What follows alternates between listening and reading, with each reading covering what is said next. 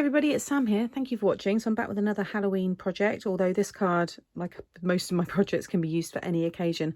But I've revisited the Bendy card, tiered Bendy cards. I've got a few now on my channel and I'll share the playlist up here. But I thought I would do a 6x8 size card. So if you like this style but you don't like the larger card, check out the playlist because there's smaller versions.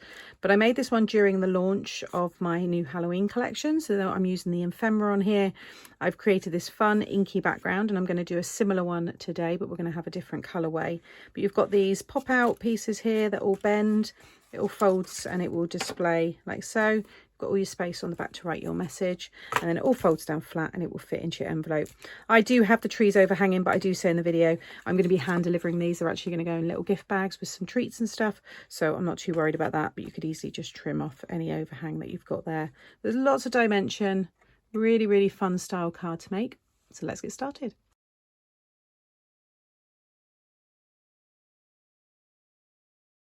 So first we're going to ink the background. So for this one here, I used these colours.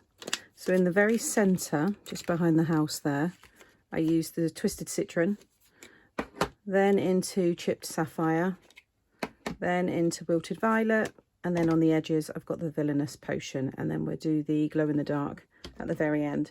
So for this one, because I'm using this house here, we're going to start off, I think, with Wild Honey in the middle, then Spiced Marmalade. I'm not sure which one of these yet. It'll be either the Crackling Campfire or Candied Apple. And then I'm going to have the Black Soot just around the edges. So I'm going to put this all on high speed, and then I'll show you it when it's all finished.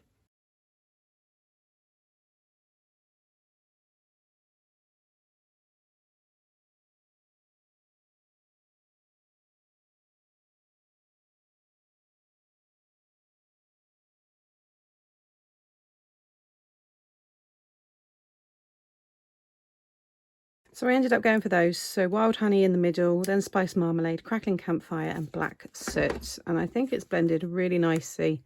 You can see how that's going to pop once that's in front. And now I want to add that kind of hazy, spooky background. So I've just got my water bottle here. And you can just tap out some little like droplets there. You can do much bigger splats. I like to put some in my hand and then just kind of really go for it. It depends what kind of effect you want, but that's what I did for the other card. So you can see I've got some really big droplets here. I'm just going to let that react a little bit longer, and then just with some paper towel, just drop it on the top. You're just blotting off all of that excess water. So you could actually use that as well. And then where you've just still got some other wet areas, just blot that all off. Now just lift that one off. I popped a little bit of tape on the back because I didn't want to get too much colour on the back, so I can still write my message. I think that'd be okay. So now I'm going to set that aside to dry. You could use your heat tool with it as well, but I've got lots of other bits to die cut and everything, so I'm just going to leave this to dry itself. So I've just been having a play around. I've just pulled out all the ephemera and kind of laid out how I think I want everything to look. So on this one, I had the witch up here and the moon and the bat, so I've kind of done similar. I've got the ghost there, so I'm going to have the other ghost, and then I've got the broom, the witch's leg, and then I was going to have a pumpkin patch at the bottom. So to create these pieces here, I'm using my Easy Edge dies, but you don't have to use them. You can still create this effect, and I'll kind of give you a rough measurement of what you'll need in a moment. But what I've got here is one of the edges there. So I've got the trees, and these are great for all year round. You don't have to use them for Halloween.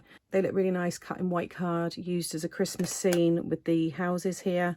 The grass looks nice cut in green as well. So I tried to do them so they look spooky, but they can also be used all year round. So this piece here is the width of A4, so it's about 8 1/4, and then I'm going to have about 2 inches from the bottom. So this is a piece of like 4 1/2. You just want to sit that on there and then pass that through your machine. So it will go through a standard die machine. And what these do is they just cut all of the top detail, but they leave it all attached underneath. Just carefully remove those. And then I'm just going to snip away the edges there, like so. And then I'm going to do the same with this one here. So I've got another piece. So this one's going to be a little bit smaller. So I've got 1 inch on the bottom there. So bring that along the flat piece. So I'm going to have it about there. And then trim off the top portion. And again, just run that through my machine. And again, it's just cut the top portion and leaves you all of that. But the nice thing about this die as well is you can use the top and the bottom. So I don't need it for this project, but if you then just flip that one around, you've got 2 layers. Okay. So next we need to do some scoring. Now I know that just from doing that one, just before the tree and just after the tree is 6 inches wide. I then want to give myself a 1/2 inch border at either end. So I'm going to position this in here. It doesn't matter that it's overlapping for the minute. And what I want to do is just score just before this one here.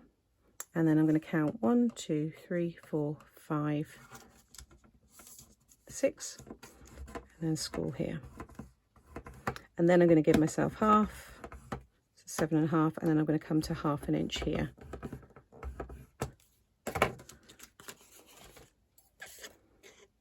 And then I'm just going to snip away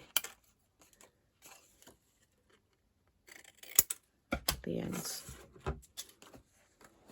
So if you don't have the dies, you want to cut yourself a piece of 7 by about 2.5 inches.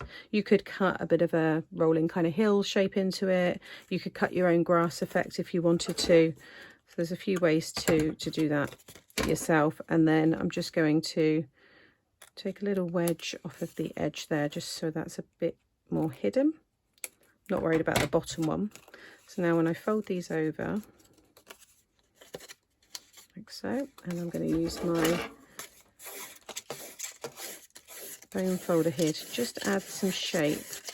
You want to create that bendy part now on the front, so it will still fold flat, but it will naturally now just pop up into that shape. And just check that it's all going to fit. So I'm just going to lay that down over this piece, and you'll see, and it lines up perfectly. Now if you want this to fit into your 6x8 envelope, you will need to trim off the trees on the side there, but I think I'm going to hand deliver these or pop them in the gift bags. They're going to be going to my friends' children and stuff, so I'm not too worried about envelopes for them. Okay, so that's how you create the back one. Now for this one, we need to create a concertina fold. So where we just did the 1/2 inch, this one needs another 1/2 inch. So where we cut this piece to 7 by about 2.5, you'll want to cut the next piece to 8 by whatever, again, height you want. This is now 1.5 with the grass cut into it. So I'm just going to score this at 8. Get rid of that end there, so we don't need it anyway. Okay, so then I'm going to score now at 1/2 inch and 1, and then at 7 and 7.5. And then just cut from the lowest point where the design starts, just under where the design starts, sorry, and then down. So we've got our tabs again. And we'll just cut a little bit off, so it's like more of an angle, like so. And just trim that little score line off. Okay, you're going to fold, so you've got a mountain, then a valley. And that will now pop out on top of the trees. So again, with this one here, I'm just going to come along about there, and then just kind of join up the design if you're in between, like the blades of grass there. And then again, mountain and valley. So hopefully that's broken that all down for you. And again, now you can see we've got a concertina piece there. So we're now going to stick that one on there, which I think might be easier. We'll do that first and then stick it all onto the card. So I'm just going to use my quick grab glue here just on these bits here. If you want to heat emboss a sentiment on here, maybe do some stamping, maybe yours isn't in black and you're going to, you know, ink this and you want to add some more detail to it, you want to do all that before. So fold under the tab on this piece and then you're going to line up the back piece there. If you fold that flat, you're going to bring it right down into the corner of this piece. And then I'm just going to bring that one all under at the same time. So again, you can see that all folds down nice and flat, but now you've got all that dimension. Let's see, there we go, it's a bit better. It's cool, isn't it? Okay, so with this one here, which has now had a bit more time to dry, we need to score this right down through the middle. So 3 inches, like so. And then I'm going to fold it the way that you would, and then I'm going to fold it back again. And now we're going to add our glue onto these tabs.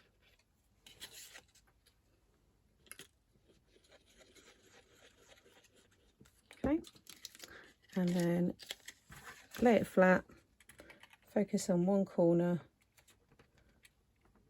and then bring that down across to the other corner. And now when you bring this up, everything will pop out. And the trees look really good against that background. So now we've got one more little pop out we need to do, and that is for the haunted house or whatever. You might have a topper here, it might be a number for someone's birthday, but it's just sitting there on that strip. So this is a piece of 4 by 1/2 inch, and along the 4-inch side you want to score it 1/2 inch, 1 1/2, 2 1/2 and 3 1/2. And then you just want to create a mountain fold on all of those score lines. So we've got something like this. We're going to add glue to these pieces and stick it onto the card, and then this is the area that we will attach the haunted house, or like I said, your topper, whatever it is you have. So you just want to think about your positioning. I need mine to be a little bit lower, so mine's going to come down here, so you can see the house then. It just supports the house down in the corner, but you might have something, you know, you want to display higher up, and you just stick it like so. You want to make sure that this 1-inch piece sits kind of equally over your center fold. Okay. Again, I'm just going to bring this one down, keep the card all flat. The aim is to disguise it behind, you know, whatever you have on top of it. This could also be acetate as well. It doesn't have to be cardstock, but because my top is so big, that's going to be fine. There you go. So you can see that all pops out now as well. So just add a little glue, double-sided tape if you're using acetate, and then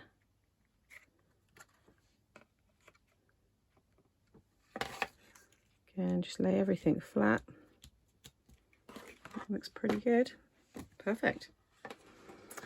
So now I can start decorating. So with all these pieces here, I did add a little bit of acetate onto the ghost and then stuck in behind the strip with the trees. The leg and everything is stuck behind the grass there, but I'm going to build up the pumpkins. So some are behind and some are in front. The witch is on foam here just to give it a bit more dimension as well. And then at the very end, we will use the glow-in-the-dark paint.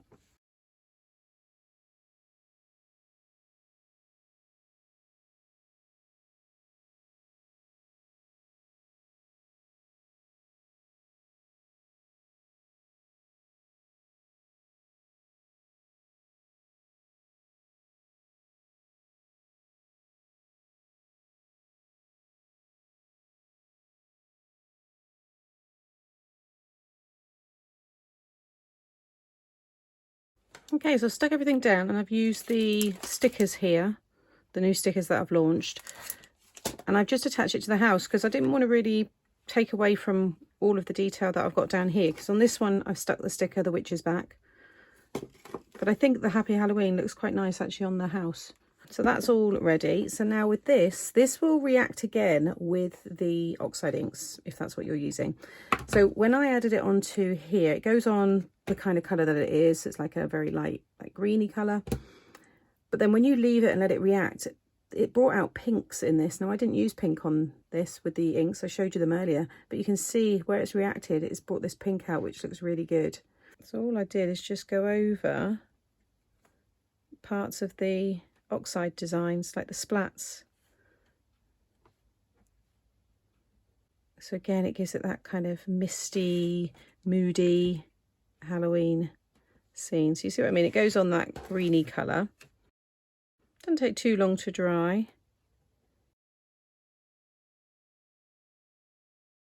Just done some very large pieces here, which I've not done before. I think it'll look good. So we'll look, the paper will absorb it, the card will absorb all of it. You'll just feel where it's been. So I'm going to leave that now to completely dry, and I'll show you it at the end. So it's now the next day. I just wanted to make sure that the glow-in-the-dark paint are completely dry. The larger areas I think look really good because they look like more ghosts kind of flying behind the house. There's a real nice texture, but it's been completely absorbed by the cardstock there. Now obviously because it's daylight in the morning, it's going to be hard for me to now show you this glowing. So what I will do is I will add in some photos so you'll be able to see those, and I'll also share them on my Facebook page as well. But I love how this one's come together. I'll just bring back in the other version here as well. So they both fold down flat and they will fit into a 6x8 envelope. I will have those linked up as well. They'll be popping up now. You might want to watch one of those next. And I'll have another style of bendy card as well.